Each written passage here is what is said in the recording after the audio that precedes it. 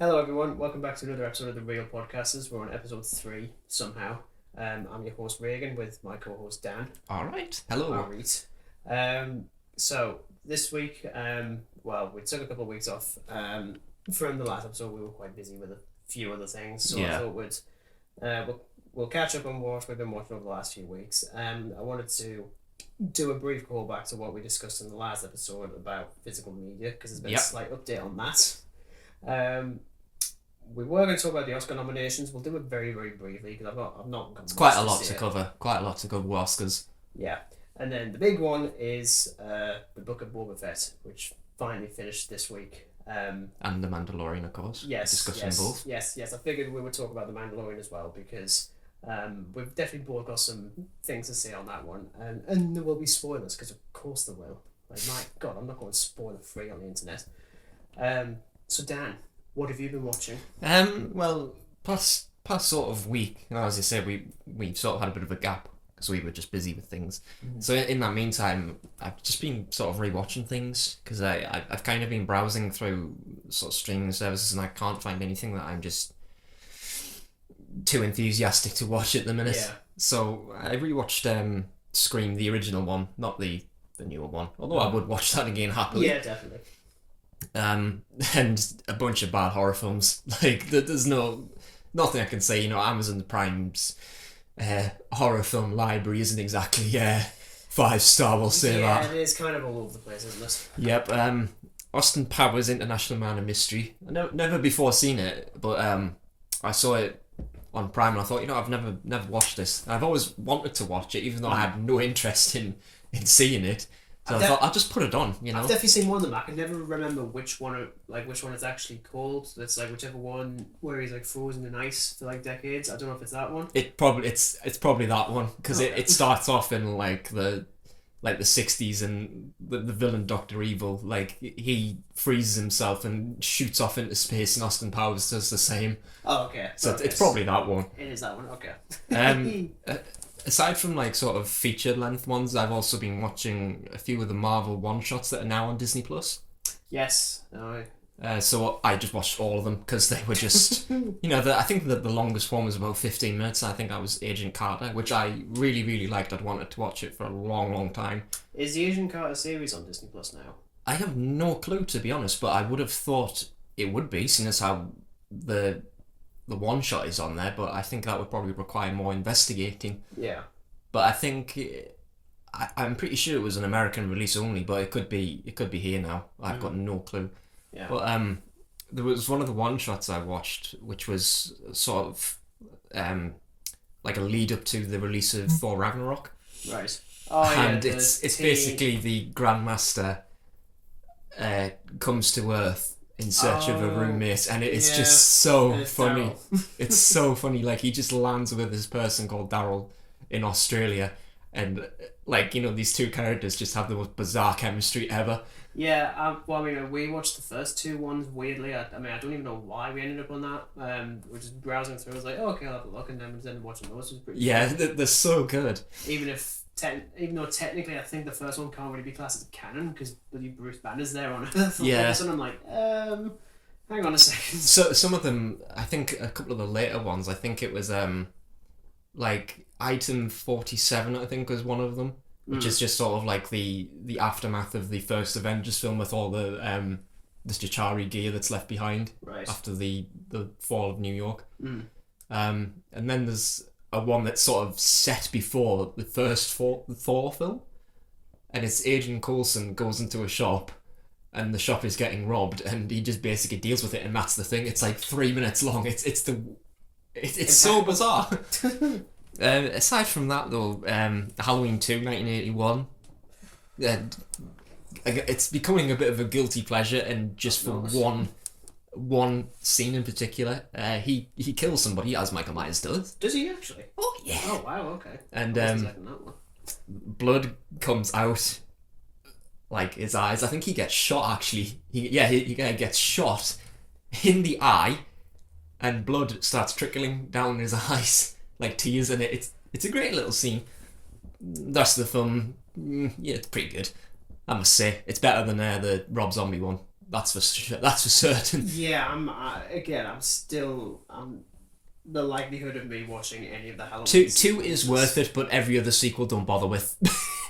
I can work with that, including because the Rob Zombie one's a remake, and then that one got a sequel as well, didn't it? Yeah, the Rob Zombie one is like a remake of the first Halloween, and then the second Rob Zombie one is a remake of Halloween 2, and the first remake is okay at best, but Halloween 2 don't bother with. It's like a waste of an hour and a bit.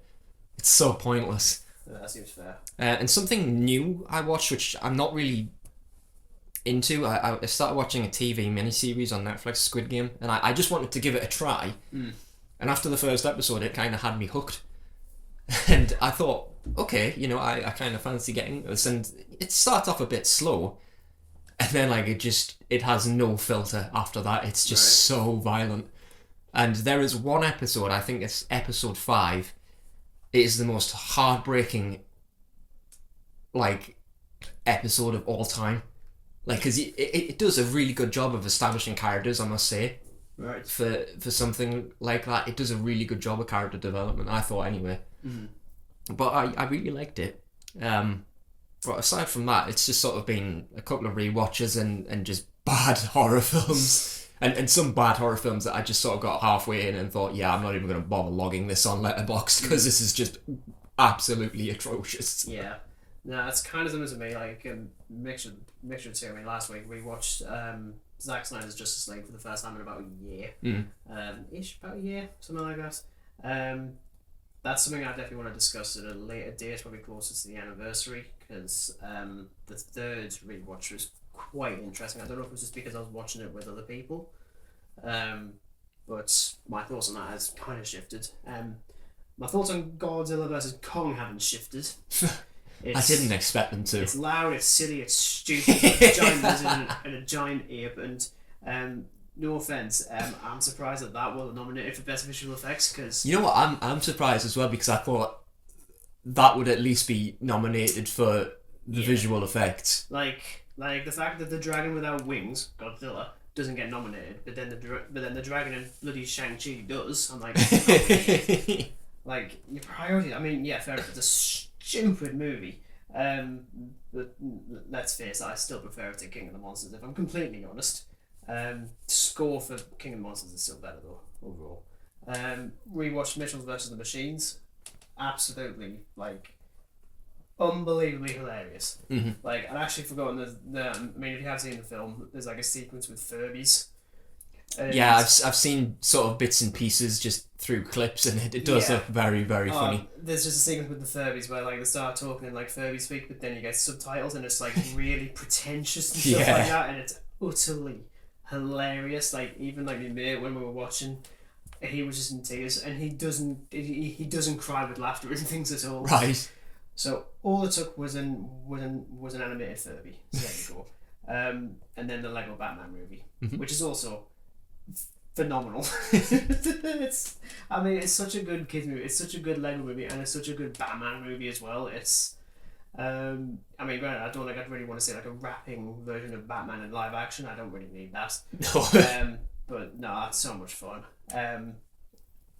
First time watches wise, finally watched Underwater. That's the yes, Kristen Stewart's horror thriller alien ripoff. It's I think the thing with me is when I see films, it's always the poster that entices me, and it does have quite a good poster. Yeah, and to be honest, I don't mind based on the siege stuff. I mean, hell, there's plenty of episodes of Doctor Who like that, but the inspirations for this one are so obvious, and I don't mind usually if it can do a decent enough job of doing its own thing. But when it's borrowing every cliche and trope, it's yeah, it cannot do it at all. In fact, I mean, Kristen Stewart honestly looks like Ripley from Alien 3. Oh goodness. It's just so essentially it's Underwater Alien 3. Yeah, literally. with Cthulhu. Oh. As you do, which I actually didn't realize there was a monster in it until I think when I found out it was going to be on Disney Plus, because it's been a nightmare to track down because. See, I didn't even know it was going to go on Disney Plus. Well, to me, I saw a film that had a very similar poster, which is called Oxygen. Yeah. And I think that is on Disney Plus. So that's probably where I got confused, but I'll have to look out for that because I I'm quite interested to watch underwater, even if it is a bit like Alien 3 underwater. Yeah, I mean, look, it's not the worst thing I've ever seen in my life, but I think seeing it after watching Spencer, also with Kristen Stewart, it's a massive like step down. Also finally watched Bandersnatch, the Black Mirror. Yeah, because I mean, I started trying to. I can't say watch it. I'll say play it because it is, Yeah. When it first got released, and I didn't. I think I only did like a few choices and then just gave up. Me and my mates were on it for about 3.5 hours. Wow. Just like trying to figure out every single ending. We were legitimately hooked. It was nuts. I mean, it's probably like one of the most meta films I've ever seen in my life.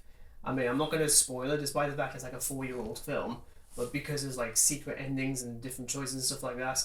It's like interactive, which is something you don't really get in film nowadays. Yeah, it really goes for it, and I feel so sorry for the filmmakers trying to make it, because I'm like, it's already difficult enough to do like a choose your own adventure book, Yeah. let alone a video game, but the fact you make it into a film as well is ridiculous.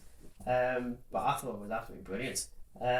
Also, another film I found brilliant was a film called Bloodthirsty on Amazon Prime. Mm-hmm. I thought it was a vampire thing. It's actually a werewolf one. I'm like, oh, excellent.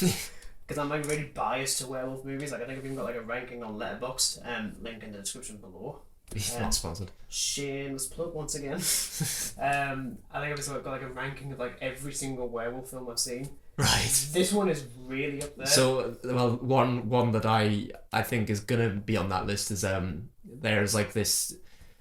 I don't know what like genre it fits in, because it's bizarre, but like it's like vampires versus werewolves, and it's like a film series called Underworld.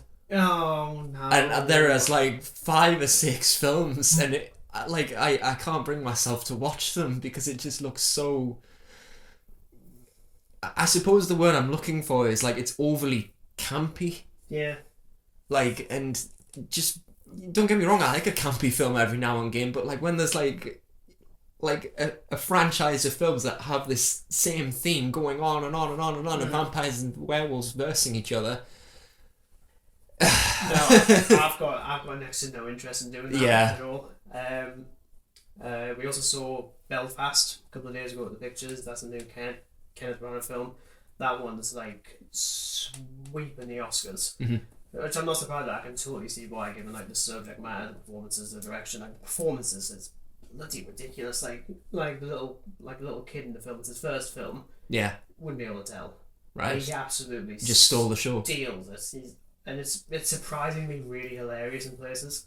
Because I remember seeing like the genre that came on. It was like coming of age drama and then comedy. I was like, based on the subject matter, I don't think this is a comedy. It's not like a full on comedy by any means, but yeah, we were definitely laughing in places. I'll also briefly say I've seen Moonfall, the new Roland Emmerich disaster film. You're not getting a review this week. You are getting it on the next one, because I'm also booked to see Uncharted tomorrow, so we're going to do disaster movies and video game movies next time. I'll have some things to say on Moonfall. Just a few things. No spoilers, but it is unbelievably stupid. And this is a Roland Emmerich film we're talking about. It's there's not a lot to say. It's stupid. But yeah, in the last episode we talked briefly about like the state of physical media and where it's at, and I talked about like a rumor that was going around that Tesco was going to stop selling like CDs and DVDs things. They actually have stopped. That is officially happening, and it's officially happening at the end of this month. Like it's probably this month. I was expecting like they would have like end of the year stopped at like the year or something. Like this is the last year to like get stuff from there. But wow. Yeah, I mean I'm not surprised. I mean we even talk about how while I see that as a slight issue, at the end of the day it is a supermarket. I wouldn't expect them to at the same time, I mean, when they're talking about sales of physical products slumped 18.5%, which is not great. No. That's a bit of a downgrade. But, I think even we came to the conclusion last time that it'll probably be more like with the vinyls and stuff, where it'll probably go out of fashion for a little bit. But once the demand picks up again, it'll just be like a we're back kind of thing. Yeah, basically. As it probably will happen. Yeah. And then, obviously we were talking just before about Godzilla vs. Kong not getting nominated for Best Visual Effects at the Oscars. That came out this week as well. Let's just talk about it briefly because despite the fact that the first episode was about the film and TV awards that we did, I don't care about the Oscars at all. I've never really paid much attention to it. I get curious about what has been dished out kind of thing, but that's about it. I just sort of graze over it. Yeah, I mean, one thing I will say is I'm really glad to see Doom being up for so many awards. And I knew instantly before even seeing it, like, this is going to have multiple awards, at least like three awards. Literally, best costume design, best sound, best original score, best adapted screenplay, best picture. Yes, best picture as well. That's up for that. It's annoying that Denis Villeneuve isn't up for best director. I think that would have been nice. Although, actually, I will say I don't like the whole thing with the best visual effects anyway, because you've got Doom, that's fine, No Time to Die, which is a pretty interesting one because it's not a particularly visual effects heavy film, but Spider-Man No Way Home, I wonder why. Shang-Chi, I do actually wonder why. But the fifth one, do you know what the fifth one is? No. Free Guy. No way. As in the film with Ryan Reynolds on Disney Plus. As in the one that as in the one I called the most overrated film of the year. No way. Like I would have thought like something that bad would. I mean, granted, this is the only award it's up for, but I'm like, why that one? Oh goodness, no. Like I don't. Surely there's got to be other films that deserve that. Literally as bad as the Godzilla. Yeah, literally. Should have gone to Godzilla vs. Kong because no other film last year actually gave us a lizard versus a monkey. Giant monkey. Giant lizard versus giant monkey. No. Just like giant lizard versus like a regular sized monkey. Obviously, just I wouldn't mind saying that'd be quite fun. I mean, best animated feature. You just got all like the Pixar and the Disney rubbish. Like the usual. You've got Encanto, Luca, and Ryan the Last Dragon. All three I thought were meh. So just which was annoying because I am a big fan of like Pixar, especially after we rewatched Toy Story 2 a couple of weeks ago. I was like, wow, this is still like one of the best films of all time. God tier. I mean, was there anything else on the Oscars that caught your eye, or was that? Well, it's more that one of my favourite films is actually missing. And it deserves a couple of awards. Better not be Halloween Kills. Oh no! Oh, okay, good, because we're not going there. I mean, I suppose you could say best actress. I would say Jamie Lee Curtis. I would without a doubt say that. But the Suicide Squad, I was quite disappointed not to see something like that because the visual effects for it are really good. I mean, but with it being sort of R-rated, I think maybe it just scared people off because, I mean, at times it could get quite violent. Oh, yeah. It was pretty grotesque at times, so I can see why, but still, I think it deserved some sort of something. It deserved something. Well, maybe next year. Probably not. But no, obviously, big thing we're talking about this week is Book of Boba Fett. As I say, we had the season finale on Wednesday. We're recording that on the Friday, so we've had a couple of days to mull it over. So yeah, if you haven't watched the show, well, spoilers. If you don't like spoilers, now's a good time to turn off the podcast. Yeah, although that being said, if you're going to be going into a review 2 days after its release and you're not expecting spoilers, you clearly don't live in 2022. Quite frankly, we'll talk about Book of Boba Fett in a little bit though, because I wanted to lay the groundwork with The Mandalorian because Dan here has only just watched it. And as somebody who's not really into TV miniseries, wow. Yeah. I wish I watched it a long time ago. Yeah, season 1. I was going to start rewatching it again because it's one of those shows it's got a really high rewatch value, even after everything, which I can't say the same for a lot of TV shows. I'm quite happy to go back and watch the very first episode. Oh yeah. And still be wowed by it. I mean, I don't know if it's cutting it short just to say it's one of the best Star Wars things we've had in years. Definitely. Even just the score by Ludwig Göransson is just as I said, somebody who isn't really like after watching like all the Star Wars stuff, I just took a break because after watching the flop that was the last entry, which was the what was it? Rise of Skywalker. Yes. Yeah, that one. Rise of Skywalker. It didn't even flop. Like I just But, didn't well, enjoy flop it. Like it was so bland. It was boring. Mm-hmm. Didn't like it. So I took a bit of a break, and then you suggested why don't we talk about the Mandalorian? So I started watching it, and after the first episode, I was like, okay, this is really really good. And the score impeccable. Oh yeah, it's absolutely terrific. I love Pedro Pascal as well. Yes, as the Mandalorian, I think he is absolutely phenomenal. Mm-hmm. I think he portrays the Mandalorian so well. Yeah, and especially given the fact that you just don't see his face until like literally one sequence. It's almost like a bit of mystery, but like it what it does, it really builds up really well that reveal. Yeah. When he takes the helmet off finally, that reveal is like so.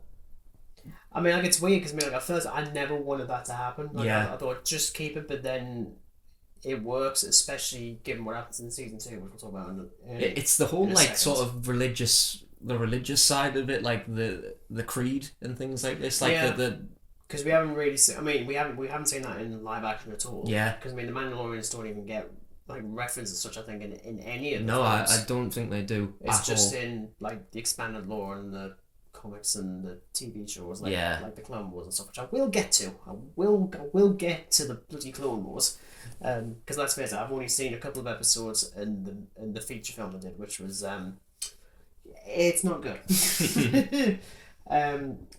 But which episode was your favourite in season 1? I mean, it was very very very difficult for me to pick, but I'd probably just say 1.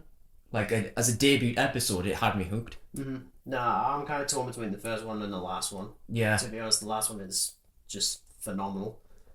Like I think, in all honesty, like I mean, with a 93% Rotten Tomatoes rating. Was it 93%? Yeah, 93%. So that's like 5-star. Yeah. On like a letterbox. Mm-hmm. Like, I don't think there's no bad episode on it. There are considerably weaker ones. Yeah. But I wouldn't say there is a bad one. No, the weakest one for me is definitely Chapter 5, the Gunslinger one. Yeah.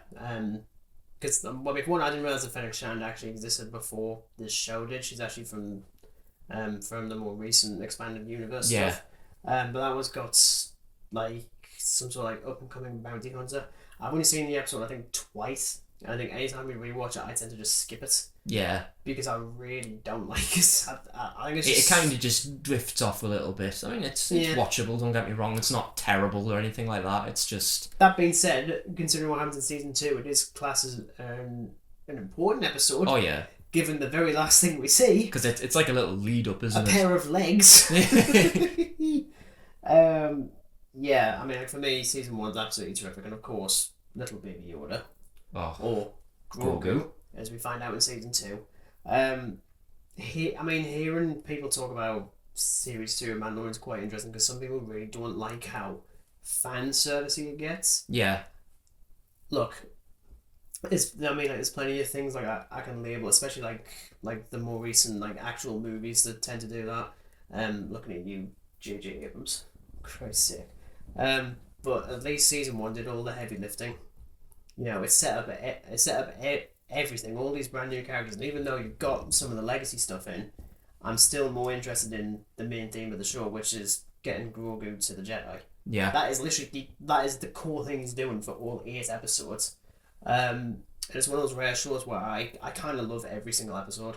Oh, yes. I feel like it's a much stronger show. As I said before, like, with season 2, like, I was only really planning on watching, like, a couple of episodes and then, like, go and watching the film, but like it just had me so hooked, so I just had to watch every single one of them. Yeah, no, I think it's it was especially because it took a while for me and my girlfriend to watch it together, and I think it was after the first episode, chapter 9, the Marshal. Yeah. Where I was like, okay, you're gonna have to watch this, please. Oh. Because that opening episode is absolutely phenomenal, and I mean especially the reveal of Cobb Vanth Yeah. in the Boba Fett costume. I was like, oh, you absolute. Because I remember, because briefly, I mean, credit to Disney Plus that don't reveal the name of the episode in the listing. Yeah. So when it came up with Chapter 9, The Martian, I was like, it's Boba Fett. Hmm. I'm sure it's going to be Boba Fett, but then as soon as the uncle was like, oh my god, no, wait, hang on a second, he looks really lanky, that isn't him. Yeah. But I love that. And then, of course, you get the thing at the very end where you do see Boba Fett in the black cloak and the weird stick of destiny. Tuscan gaffy stick, I think it's called. Yeah, gaffy stick. Is that actually called a gaffy stick? I'm pretty sure. I heard someone call it a gaffy stick. I'm like, that is not a gaffy. Is that really what it's called? But I just call it a Tuscan Raider stick because I think that's just the standard thing, because I think gaffy just sounds really weird. I mean, I don't know. I don't know which episode is your personal favorite, but mine is easily Chapter 13, The Jedi. That one, I honestly could have cried at, to be honest, and it's weird because obviously that one has the first official live action appearance of Ahsoka. Yeah. Played incredibly by Rosario Dawson. Yeah. Again, all I've got on Ahsoka is the feature film, the Clone Wars feature film, and a bit of Star Wars Rebels, where she fights Darth Vader at the end of season 2. I think it's season 2, I don't know. And yet, seeing her actually appear in this, I got giddy. Yeah. Weird. It's so weird. It's something I think fans have wanted for a very long time. Mm-hmm. And I think she, as an actress, she plays it so well. Oh, yeah. And it looks so spot on. And yeah, well, I mean, credit to Dave Filoni who directed it. Yeah. Because he made the worst episode of season 1, that being the let's think that was him. It was either he either did that one or he did the Prison Break one that did next. Oh yeah. One of those. And completely knocked out of the park in this one. It looked absolutely incredible. It might as well be like a samurai film. Oh, I think he must have drawn some inspiration from like samurai style films, because there's a lot of like sort of themes of that. Yeah. It looks absolutely terrific. Yeah. And I love every second of it, because from start to finish it's just a brilliant episode. Yeah, and I actually think the music is the strongest in that one as well, especially because he uses Ahsoka's theme in it. Which I was really glad, because I actually forgot that I did actually remember it. So it's actually quite a good theme. And even just like that last shot of him flying off and then Ahsoka walks off, I'm like, oh, man. Yeah. Like, this is why I get excited about Star Wars every now and again. So I mean, is that one of your favourite episode of the series?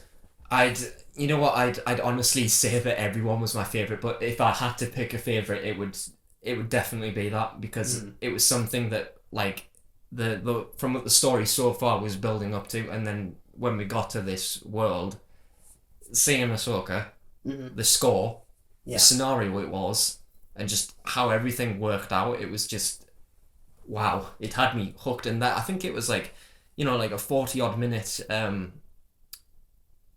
episode, and it just flew by. Oh yeah, absolutely. And I thought, no, it can't be over. It can't be. Yeah.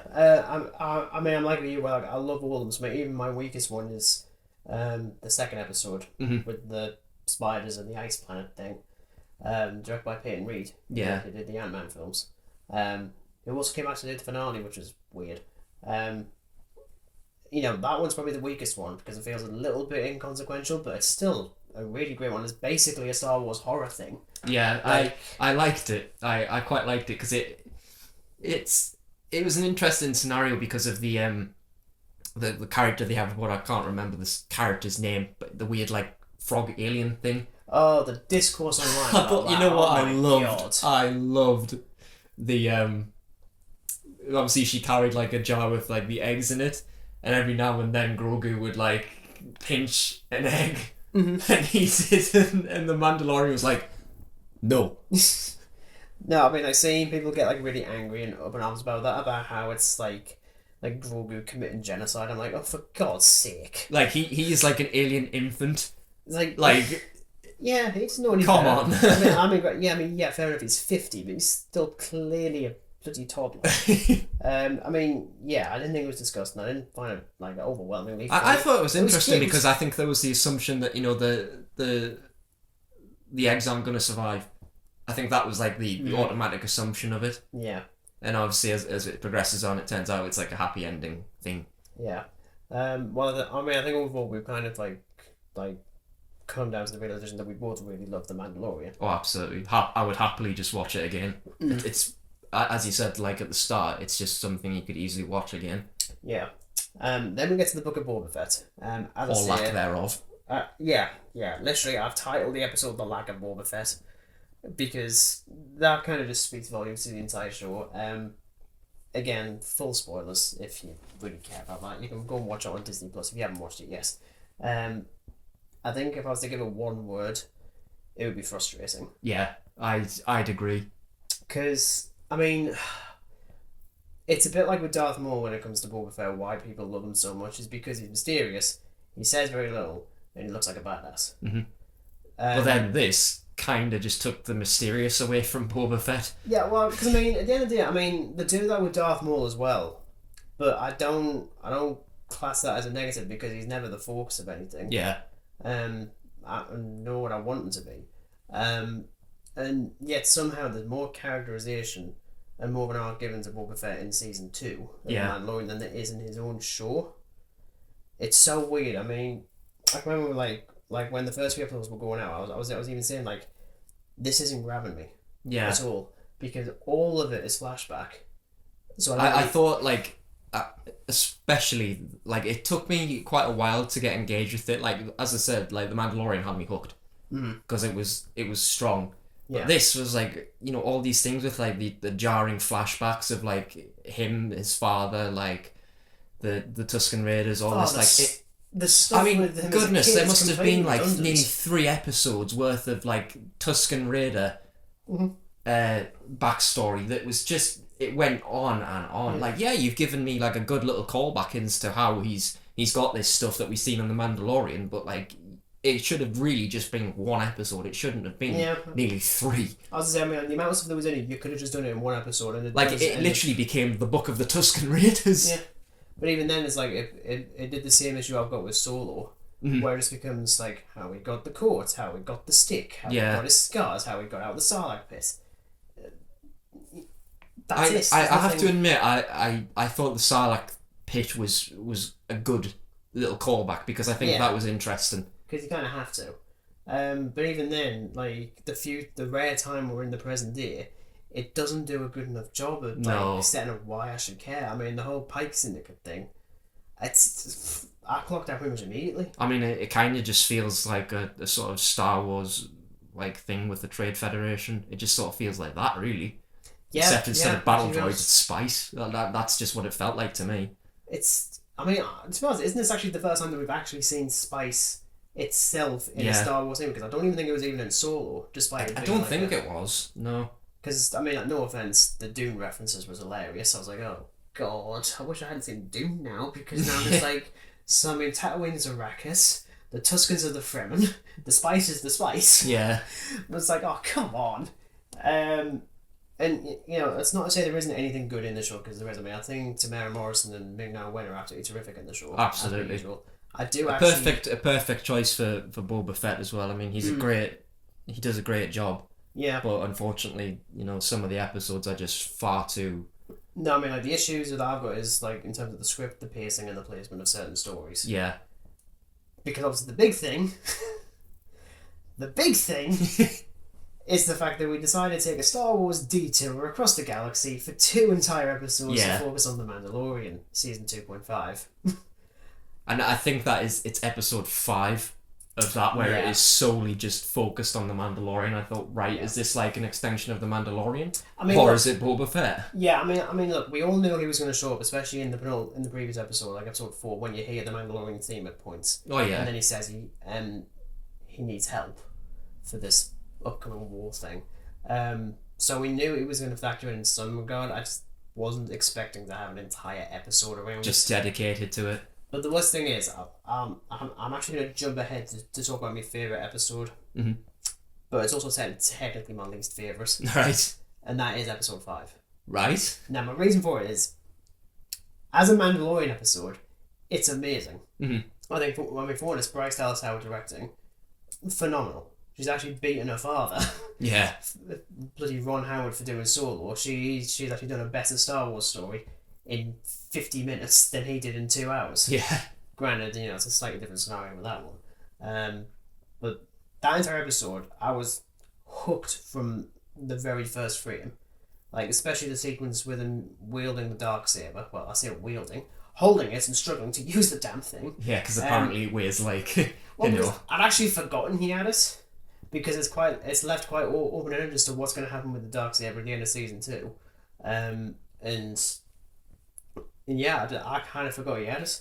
And it's just funny how technically the Book of Boba Fett has now done a Halo ring before the Halo show. Yeah, I was thinking, this looks awfully familiar. Yeah, I was like, oh, for God's sake. But I mean, even though it's, in my mind, nothing to do with Boba Fett at all, I still really think it is a solid, like, if it was a Mandalorian episode, solid. Well, that's like that. That's why I'd also like to call it potentially my least favourite, is because it's in the wrong show. Yeah. It's, it kind of felt like the filmmakers lost both interest and faith. Like, it's like they couldn't think of anything to do with Boba Fett, so they sort of put in this, like filler for the Mandalorian, and I suppose, it introduces the Mandalorian and Boba Fett, but, I think if it wasn't in Boba Fett, like, it would still be better, because if the Mandalorian just rocks up in this, during the battle, that would be fine. Yeah. But that's because he doesn't appear at all in that entire episode. Mm-hmm. And then in the next one, which again is another setup for Mandalorian season 3, which also kind of buggers up what I was looking forward to, because I think after season 2 I was certainly curious as to where they were going to go. Yeah. I thought, are we not going to see Grogu again? Might see him a little bit, but we might just focus on Mandalore. Mm-hmm. No. No. We see 10 minutes of him training with CGI Luke Skywalker. I've got a bone to pick for that, I really do.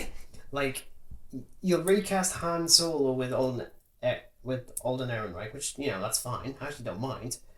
But when it comes to Luke and Leia, you will not get another actor to do it. You have to do CGI face. No, you don't.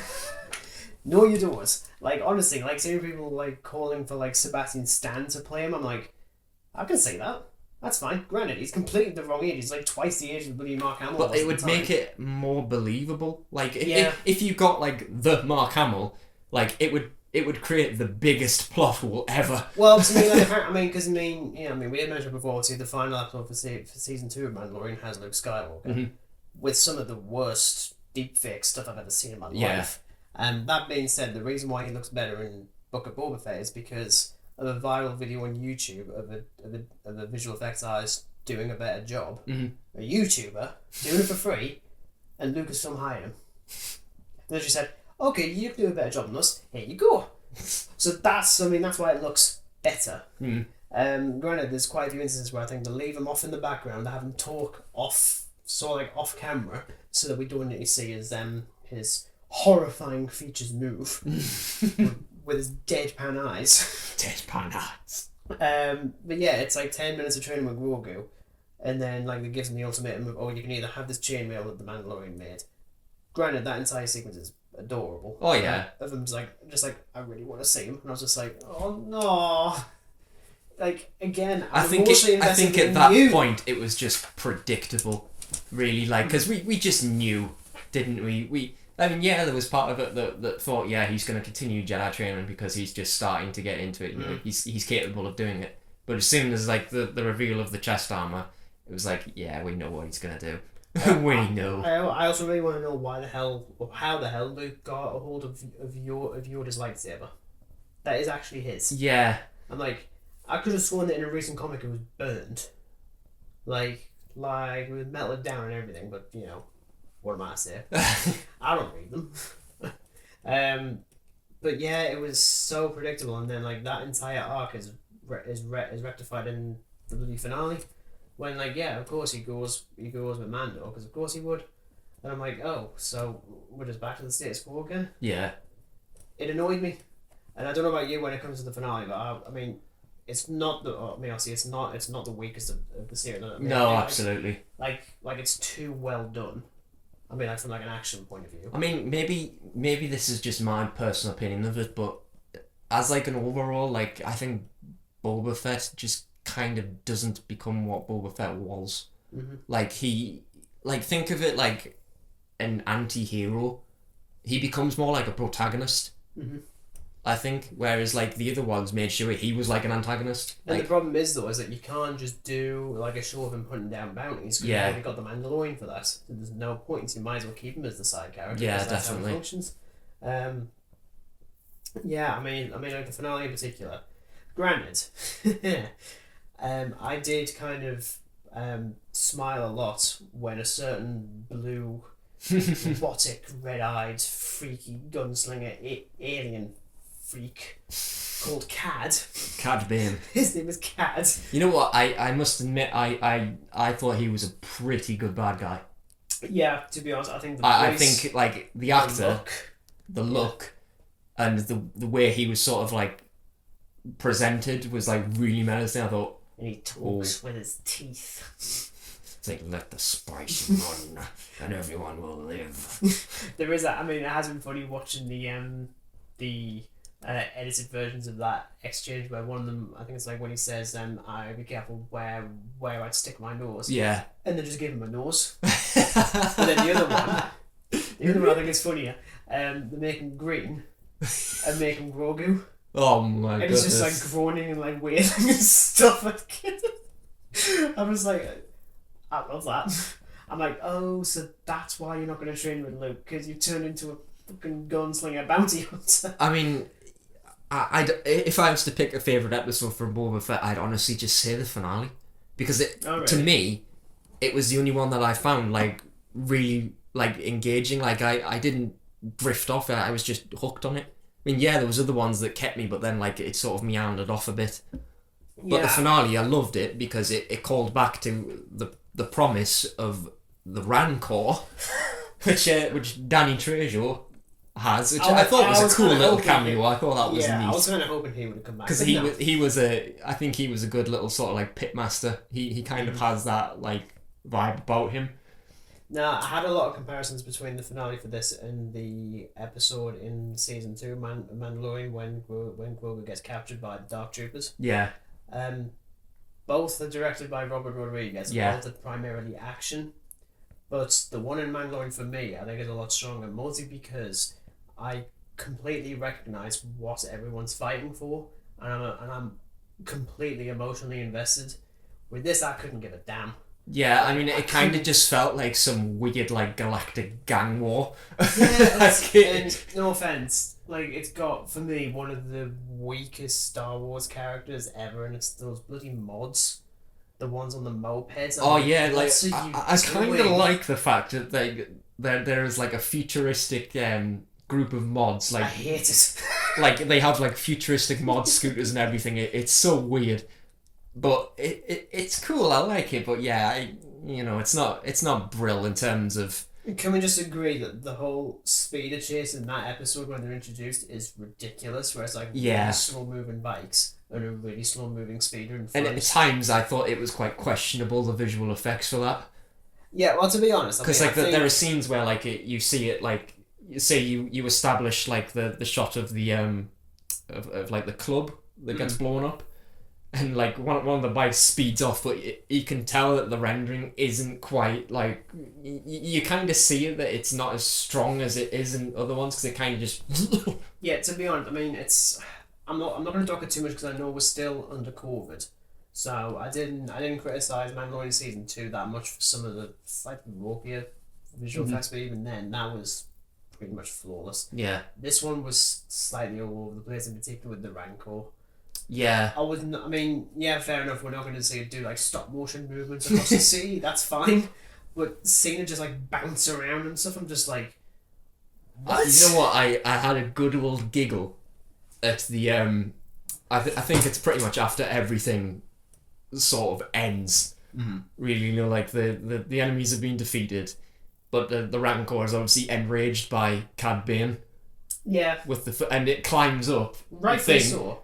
And it does like a little King Kong homage where it's on the thing and it starts like getting all angry. I thought, oh my goodness, it's Galactic King Kong. Cad Bane was so good though. I mean, first of all, I don't think he's dead. Oh no. I mean, granted, I think he's maybe in his like 70s or 80s now, because I think he popped up in the Clone Wars first, and I think he was in the Bad Batch, and then he's in this.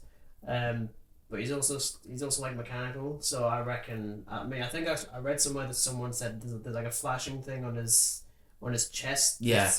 That's meant to signify that he's still alive. I was like, okay, that's fine, because I'd quite like to see more of him. I think that without a doubt he's going to be back. I will say that though. The fact that they tried to make me think that Cobb Vanth was dead for an entire episode, I was like, fuck you. It's like, don't Explicit. Explicitness. Like, I can't believe how much I love that character. I so really many dig characters him. I adore in this franchise now. And I mean, I thought he wasn't dead at the end of the previous one. I thought, oh, it's fine, he just got shot in the shoulder. Unlike the deputy, the dickhead. I mean, that deputy just got 5 times. He just got what he deserved, really. Oh, like, yeah. he acted so cocky. I thought, you're just going to get absolutely obliterated here. And I hope so. But I thought that whole scene was really cool. Oh, it's really tense. Because it was like some like Western thing going on. It goes like a proper Western. It was like go inside, you know, like they have like the shots of like the fingers hovering over the blasters. I thought, oh my god, this is absolutely terrific. And then there was the great little amplification where it was like the quick like cuts of the faces. Yeah. I thought that was really, really cool. Nah, so I mean, even having the shootout with Boba in the final bit, that one was the only time I think I was actually emotionally interested in anything going on. But again, it's weird, especially for a character that I know very little about. Mm-hmm. The amount that I see in this series is enough to get me interested. Yeah. But it's the fact that it's the other characters I care about. And not the main one who you should be more invested in. There is an utterly adorable moment when Mando finds out that bloody Grogu's in the speeder thing and he jumps up at him. I was like, oh, no. I know, my heart just palpitated at that scene. And like, he's like, Grogu. And it's like, what are you doing here? And then like, he pulls the thing down and it's the chest. And I thought, oh my god, my heart's going to explode. I did think for a second though that he was actually going to remove his helmet again. Yeah. Because it's weird, because like the whole thing in season 2 is that it reveals that he's in like an offshoot version of like the Mandalorian Creed. Yeah. When Bo-Katan shows up. We're kind of going back and forth now, but kind of have to just for comparison's sake. And then she reveals that no, it's fine. We can take off our helmets. What the hell are you on about? And it's get that really cute scene at the very end of season 2 when he removes the helmet and Grogu gets to look at him for the first time. And he puts his little fingers on his face. I was like, oh no, I'm it's gonna cry. It's like, oh, stop it! Stop it! playing You're with gonna my make me cry. emotions. I'm like, you could have just been like an utter merchandise machine, but no, you're actually a really great character. Could have said so long, kid, but no, you had to just get emotionally invested in this duo, didn't you? Yeah. But no, I mean, again, it's the fact that we care more about the characters coming back than we are about the character we're to be focusing on. And because I was so completely disengaged, I was constantly questioning why the hell is Fennec Shand not coming in to give a hand? Because I'd forgotten that she'd been sent off to go and kill the head of the Pikes. I'm like for the entire thing, I was like, why the hell? Everything's going on here. Come back, please. Come back. We've got a Rancor. Yeah. Come back. And I was just completely disengaged. I also really don't like the fact that the very last scene that we get is of Mando and Grogu and the speeder flying up. I'm like, that shouldn't have been the last scene. No, I would have. It does turn into that just becomes more Mandalorian. Yeah. Again, it's just another lead for Mandalorian. Like, it should have been something to do with Boba Fett. Even if it was something as simple as you just get a shot of Boba Fett taking his helmet off or something like that, and then you just pan out and then done. I mean, right at the very last bit that we do get is at the end of the credits. Yeah. With where we see the Cobb Vanth is in the back of the tank. I'm like, yes, thank God, he's alive. But I tell you what, I was sort of convinced that the Marshal was in fact dead. But then, like, obviously, he says he's sorry about the Marshal. I'm like, no, he can't be dead. And then obviously the end credits scene, I was like, oh. No, it is annoying how like the only episodes I'm actually particularly interested in rewatching, bits and bobs of this one, most notably with Cad Bane and a couple of others, but literally the 2 best and worst episodes. Yeah. Being in 5 and 6, because they're great for Mandalorian, but they're really poor for Boba Fett, who doesn't even get anything to do in those two episodes. Like, he is in the penultimate one. As I said, like, it's he just stands there and he just looks. It's just sort of like filler episodes, really. Yeah. It's because I think that they just... The people who obviously make it just couldn't find something to do with Boba Fett. Because, I mean, as you correctly stated, like, if they made it about bounty hunting, it would just be like another Mandalorian. And I get that. I totally get that. Yeah. But, I mean, surely, like, having a thing all about the Mandalorian. But even if you split it up, where, like, half the episode was Mandalorian and half of it was Boba, that would have been better. But even then, it's only 7 episodes as well. So, realistically, we only get 5 episodes with Boba Fett, and even then, most of it is flashback stuff. So, how many episodes do we really get in the present day? It's like 2, 3, probably. Though it was funny seeing people, like, being adamant that for some reason there was going to be a Han Solo cameo. I'm like, no, there isn't. That being said, when Cad Bane does mention to the Pikes that he knows how to flush Boba out, there was a little bit of us that for some reason thought, it's going to be Mace Windu, isn't it? Yeah. Because he's got a proper beef with him, but then I don't think he does anymore, because I think that was already done in the Clone Wars. Because I think there's a couple of episodes. I couldn't say it, to be honest, because I haven't touched upon the Clone Wars. I know Daniel Logan comes back to voice Boba in the Clone Wars. And apparently he's really good. And apparently there's like instances where he's trying to take revenge on Mace Windu, but then ends up going back on it. Right. Just because it doesn't make anything better. His dad is still dead. Yes. But yeah, for some reason there's a bit of a thought, because I mean, let's face it, Mace Windu is still alive. He is. Yeah. I don't know if he was electrocuted constantly and then thrown off a building. Well, I've seen far worse injuries in Star Wars. Oh yeah. 2 Jedi. Well, I mean, even the finale with the killings of the leader of the Pikes, pretty brutal. I must say. Brutal. Like, you know, I think like the mayor's like the last one alive, bless him, and he's just looking around, and then all you see is this Goroth just and he's just hung from the roof. I'm like, oh my goodness. Yeah, I wasn't expecting a hanging. I really was not, yeah. But then again, it's fine, because he's got like a fairly big neck. He's pretty long. Like, all you see is like this little noose thing come down, and then yeah. And the Pipe's like, oh, I'm doomed. No, I think overall, I think we're both pretty mixed on. You know what? I think as like an overall, I wouldn't want to say like it's terrible. Yeah, but it's not brilliant either. No, like it fits in that difficult category of where it's not great, but it's not bad. It's just in the middle. And because I'm like not engaged for the majority of it, and when I am, it's not with Boba. Yeah, and that's a real disservice. I think there is going to be a season 2. It does kind of leave it open to a season 2. Frankly, just put more faith into Boba Fett, please, or actually just give him an arc, because look at him in the beginning and look at him at the end. He's basically the same. It's just he's slightly smilier, which is weird, and acts less like a Tusken Raider. Which, you know, even then the Tuskens are more interesting. Yeah. Yeah, like good. I mean, like good job on the Mandalorian stuff for actually fleshing out like the Jawas and the Tuskens, for not just being savages or smelly little creature things. Smelly little creatures who will salvage anything. Yeah. But yes, that's our thoughts on the Book of Boba Fett, and that's basically it for this one. As I say, I have seen Moonfall yesterday. I'm seeing Uncharted tomorrow, so we're going to be getting reviews for that next week. You don't have to see them, Dan. It's fine. You don't have to waste your time with that. You can go and watch Scream 5 again. Scream 5. You 5 cream. 5 cream. But yes, we'll probably talk about disaster movies and video game movies there, because I think that is a talkable subject, and I've definitely seen enough to warrant that. Enough, and there was definitely going to be something to discuss there. Yeah, I'll be curious to hear what you would consider to be the best disaster movie and the best video game movie, because I've already got both. One of them is here somewhere, in the background, which you can't see because we're not recording this on video, because I'm making our lives easier. And then one of them I don't own because you can't get it on physical media, or maybe you can and I just don't. Who knows? But yeah, that's been it. Thank you very much for listening. Social media links in the description if you want to look at our hot takes. Don't think there was any hot takes this week. Nah. It's more or less me being just trying to catch up on all these mini series. It's pretty simple. Yeah. So don't worry, you don't have to catch up with anything next week unless it's a disaster of a video game movie.